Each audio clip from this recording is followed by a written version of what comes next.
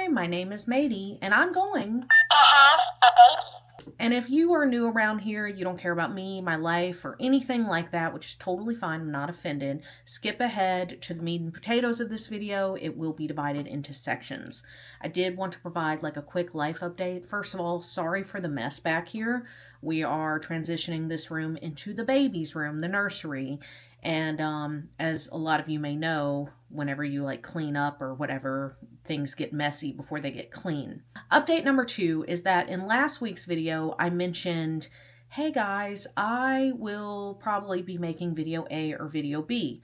This is neither of those videos. This is a different video. The video idea I had involved with fat acceptance was more involved. But earlier this week, I had a bit of an issue. I had a bit of a, I'm just going to say it, but I do want to lead with I'm okay, baby is okay. But basically, I fell off of my walking pad. I go for walks after meals very often. I've been using my walking pad. I've never had any issues with it. But my cat jumped up on the base of it where, you know, the part that doesn't move, the part that shows like the time and everything. And I looked down at him for, I guess, just a second too long, kind of fell on my elbow / shoulder. The treadmill part carried me down and I landed on my stomach. So I did have to go to the hospital to be monitored. Me and baby are doing well. It was a stressful few days. And so I kind of earmarked that day to like really like zero in on like what I wanted the video to be about, and it just did not happen that day. I don't know how well you can see it, but I did mess up my arm pretty good. I'm surprised my shoulder isn't more bruised because my shoulder hurt a lot, but that is where I landed. It's a nice pretty bruise right there. Regardless, we are okay. It was just a stressful time. And then they did lab work, and the lab work looked abnormal according to the system. So then I reached out to my doctor and was like, hey, am I okay? And she was like, this lab work is fine. It was an anxious week, and so this is what I was able to put out. It's just important to me to get out videos. So if you're watching this, thank you for supporting me. You are a real one. Okay, with that life update out of the way, let's get into the video.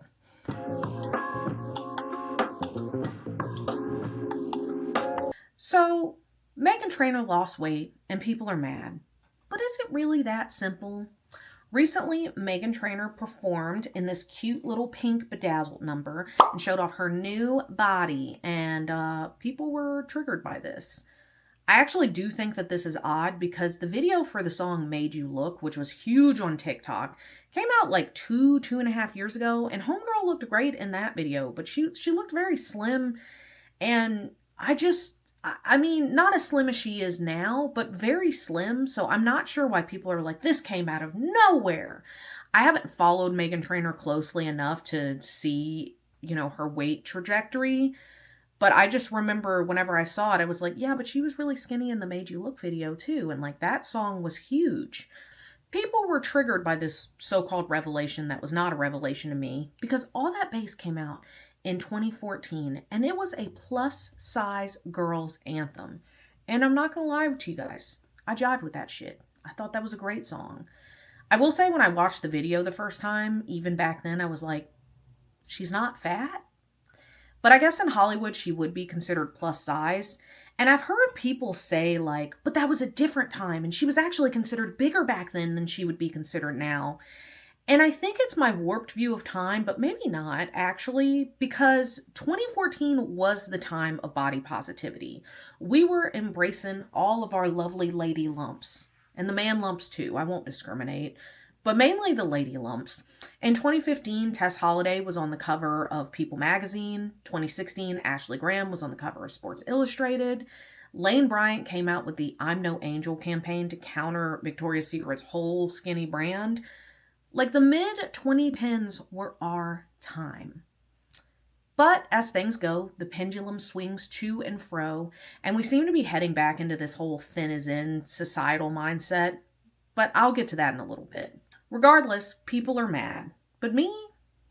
I honestly have mixed feelings, of course, and I will explain why. One of the things I have not seen anybody talk about when it comes to All About That Bass is that All About That Bass is vaguely skinny shaming. And now Homegirl is skinny. I actually think that that's actually where the real hypocrisy comes in. Everyone's like, but she doesn't have that bass anymore and she's singing all about that bass. But for me, I'm like, didn't you say...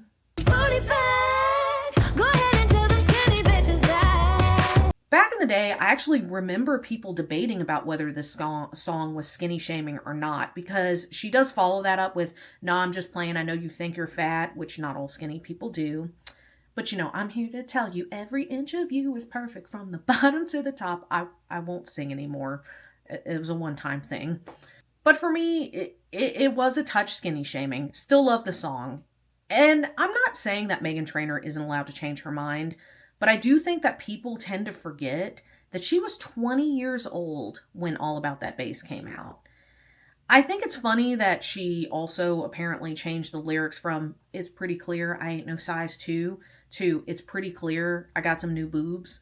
But in the same song, she says she won't be no silicone princess Barbie doll. I think I messed that up. But then, you know, so that line already is like cosmetic surgery shaming and skinny shaming. And then she's got new boobs. Like, the irony is not lost on me, and I cannot and will not dismiss it. But now that I've shared my very rudimentary interpretation of the banger that is All About That Bass, I did want to talk about what everybody's like belly aching about. Mainly, I've seen a lot of people say that they're mad that she's in plus size anymore. Where'd the bass go? You were the chosen one! It was said that you would destroy the Sith, not join them! And like I said, people are allowed to change. They can change their bodies, they can change their minds. That's what growing up and growing as a person is. And nobody needs your permission to do that. You can change if you want to, and you don't need my permission. But moreover, and I cannot express this enough, and if you get nothing else from this video, you need to get this from this video. People cannot stay the same just to make you comfortable. There's actually this really great college humor video called "Your Self-Care is an Attack on Me," and it's a video that explores the idea of people taking it personally when someone else is improving themselves. You're moving on without me. You're being nuts. Wanting to feel a little better doesn't mean I'm judging your behavior. It's easier for them if you stay the same. And I can't help but feel like that's why a lot of people are taking Meghan Trainor's weight loss so personally. If every inch of Meghan Trainor weren't so perfect from the bottom to the top, does that mean every inch of you is not perfect from the bottom to the top? Is that what it means? Has this all been a lie, Meghan Trainor? Never mind the fact that how Meghan Trainor feels about her body has nothing to do with how I should feel about my body or how you should feel about yours. I will say I did listen to some of her podcasts to prepare for this video, and I didn't love the way she was talking about like her health issues. And again, I cannot express enough, I did not follow her weight loss and gain super closely. I do know that she did say she had gained some weight in between the video Made You Look and now. But she also mentioned, like, I had gestational diabetes, my first pregnancy. My first pregnancy, I had gestational diabetes. Like, I knew I wasn't my healthiest. It was going into COVID. I gained 15 pounds and then I got pregnant. And, you know, basically talked about how she did this because she wants to live long and she wants to prosper. No, she wants to live longer for her children. And I will say some part of me very personally is like, first of all, homegirl, you can get gestational diabetes at any size. I have gestational diabetes, although people might be like, well, Maddie, you're overweight. However, whenever I did, you know, break the news to one of my friends, like, yeah, I have gestational diabetes, the first thing she said was, girl, first of all, I'm so sorry. Second of all, she's like, back in my old job, I worked with this girl who was like 120 pounds soaking wet, tall, skinny thing, and she had gestational diabetes. I also have an old boss that had it, and she's perfectly healthy height and weight. So, like, her talking about that, and, like, it is clear to me that she feels that her old body was unhealthy. I don't necessarily think that that's true. But again, even if I personally don't believe that to be true, that doesn't mean that I have the right to tell her, like, you know, you can't lose weight, and society can, you know, demonize her for losing weight. She can do whatever she wants, and it's fine. But then you have the other side of the argument where people are talking about how we are losing representation in Hollywood, plus size representation. And I can't lie, there is something to that. One by one, we have been losing plus size representation in Hollywood. Adele, Rebel Wilson, Lizzo. Okay, Lizzo's still plus size, and maybe some of this representation wasn't all that great to begin with. Except for Adele, I will have no Adele slander here.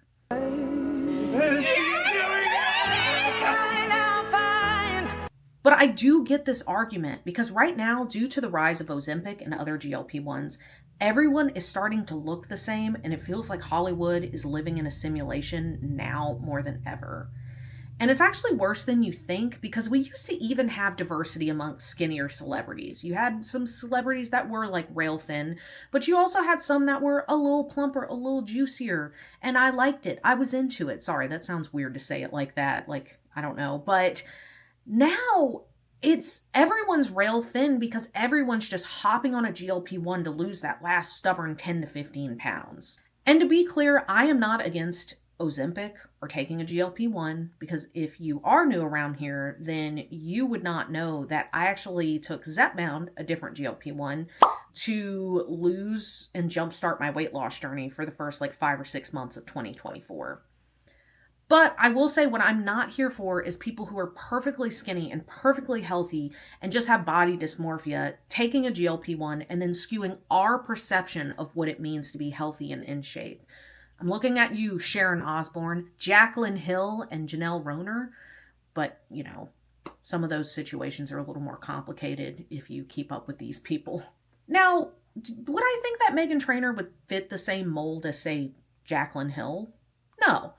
I don't think she was unhealthy, as I said already, but she did go on a full health journey. She didn't just take medication and keep doing what she was doing to get where she was.